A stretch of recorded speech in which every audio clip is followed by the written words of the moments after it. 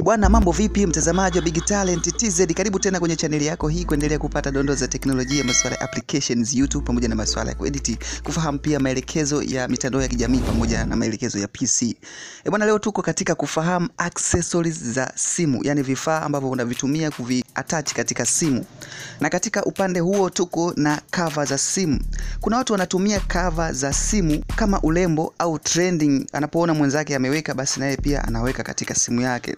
Kuna ambao wanatumia ili simu yao isikose vitu vya ziada kama cover ya simu, screen protector, earphones na vitu vingine ambavyo vinawekwa baada ya simu kuwa umeinunua bila kujua maana halisi ya hiyo cover ya simu.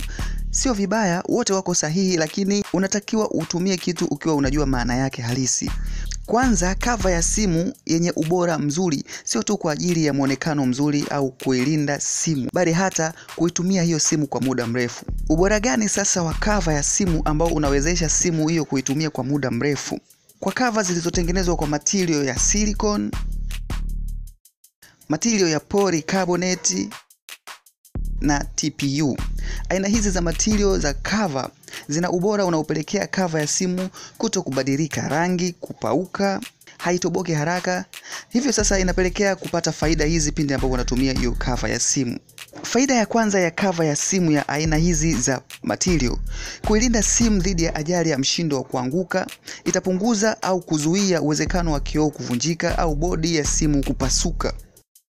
Faida ya pili, kwa kuwa itakuwa na grip nzuri, itakaa vizuri kuzunguka simu yote, hivyo italinda sehemu zote muhimu za simu kama kona za simu na kamera dhidi ya vumbi, maji, mikwaruzo ya hapa na pale. Hivyo itaendelea kuifanya simu yako hiyo kuonekana mpya kwa muda mrefu.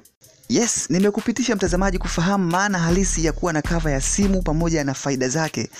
Endelea kufuatilia Big Talent kujifunza vitu vingine vinavyohusiana na masuala ya tech kutoka hapa. Usiache kusubscribe kama ni mtembeleaji mpya kwenye channel hii. Tukutane tena hapo baadaye. Naitwa Salumu, unaweza kaniita Salu the Genius, unaweza kaniita Salu White ukipenda. Enjoy.